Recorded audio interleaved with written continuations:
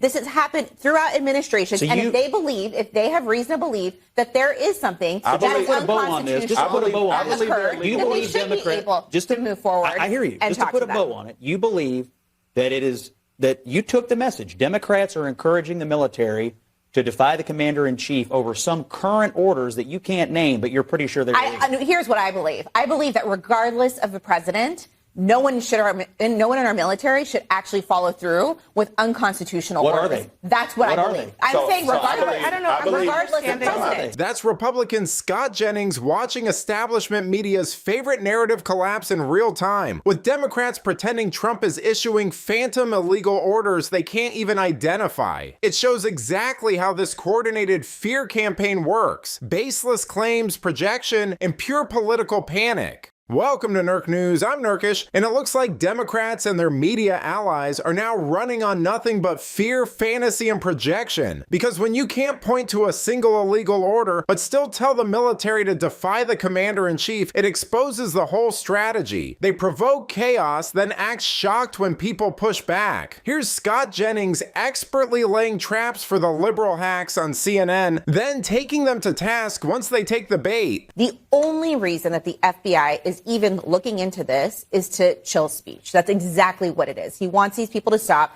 He wants other members of Congress to he wants to silence Democratic members of Congress and other elected leaders on speaking out against Trump. When it comes to... Wait, can I ask you a question? Stop what? You said they want them to stop. Stop what? They want them to stop speaking out. So you said speaking out against Trump. So you're saying that you believe that inherent in the video is that Donald Trump has given illegal orders. No, actually, what I will say about... Because what Abby argues is that they're just stating a fact, but you're saying it's speaking against Trump. Because they speak out against Trump in other ways. Then you took the message the way they intended it. You took it the way they intended it, which is that Trump has given illegal orders, and you can't name one, and nobody else can. Hold on. Let me just say that. Congress has a role in ensuring that there are whistleblower protections when people come out so you believe there are illegal orders. I'm not saying there is. I'm saying in the Biden administration. Okay. I'm saying in the Biden administration, there were whistleblowers. In other administrations, there have been whistleblowers. And what happens is Congress's responsibility to ensure that these people have protections wherever you are in the federal government and whether you're in our military. You know, Jennings exposes the entire scheme by asking the one question none of these Democrats can answer. I mean, they pushed a video urging soldiers to defy Trump without a single factual basis, which is exactly how you sow distrust inside the military. This isn't harmless. It echoes the left's broader pattern. From Maxine Waters-style escalation to activists doxing ICE agents, leading to massive spikes in threats. And after years of demonizing law enforcement, Democrats now pretend they're worried about unity. The FBI is now seeking interviews with the Democratic lawmakers who said to the military, if there is an illegal order, don't follow it. Aren't folks in the military not supposed to follow illegal orders? So this is an issue where obviously you're going to have two groups of people that see this completely differently. I mean, when I saw that video, I was outraged for the president because it's obvious what the Democrats were trying to do. They were trying to create a narrative that the president had, in fact, given illegal orders.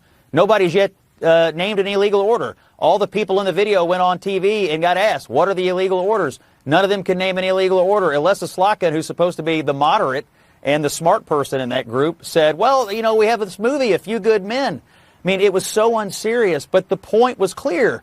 They're trying to program their political party, half the country, into believing that the president has given an illegal order, which has not happened. And so he's outraged. Every Republican that I know is outraged. The legalities of this, the investigatory part of this, I'm less sure about. But I'll tell you this, it's not good to treat the military like pawns. These Democrats shut down the government 43 days and didn't pay them. And now they're out here using them in this illegal order video, which is obviously political. I think some people, you know, in our coalition are thinking, they keep treating the military like pawns. It's very disrespectful to treat the military this way.